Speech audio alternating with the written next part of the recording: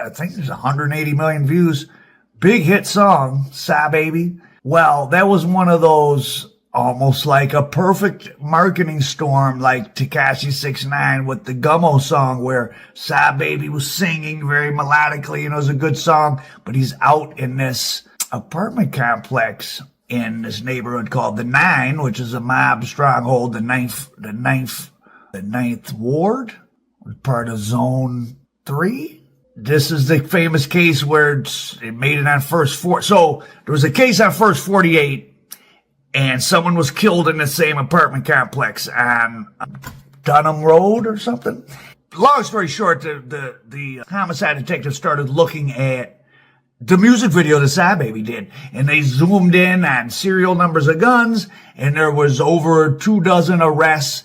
2 life sentences came out of people identified in that music video. Sigh Baby kind of got the blame in the streets, but it wasn't his fault. There was a girl that was in the video, actually, that a girl with, like, a light-skinned girl with, like, blonde dreadlocks, and she ended up being the one who told it and turned in the murderer. The murder case in question was a real petty thing of someone was selling a TV and brought it over to those wild apartment complexes and got killed and got his TV taken. And that was the murder case. And that got a lot of the mob people put in jail. But they had already had, they had a case back in 2013 at that same apartment complex. So after the Sigh Baby case in 2017, 2018, the city ordered those 28 buildings back there to be torn down. It had been called the Nine, and it was infamous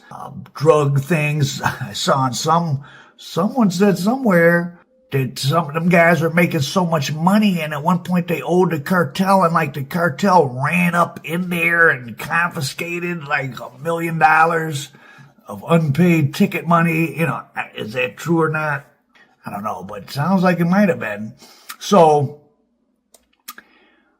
back in 2013 at the Nine on Delmar Lane, okay, that's where it's at, Delmar Lane, there was, the Goodfellas gang was already strong in prison, and 2 of the members got out, some guys named Dunlap and Wise, and they had some sort of problem with the leader that was still in jail, and one of the shooters was a guy named Giorgio Glover. Long story short, he's on a 3-way call with the leader of the Goodfellas, the mob in prison. He's telling them to shoot these guys, Dunlap and Wise, who had just got out.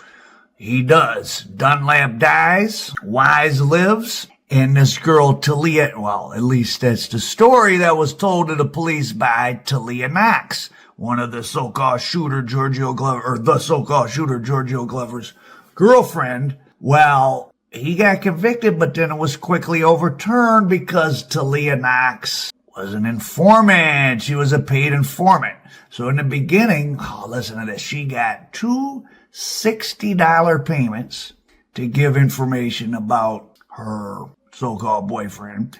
And eventually she was able to get moving expenses and the down payment for an apartment from the prosecutor's office. But it started off with 2 $60 payments. So you can find yourself looking at a life sentence over a handful of $20 bills. How would you like that?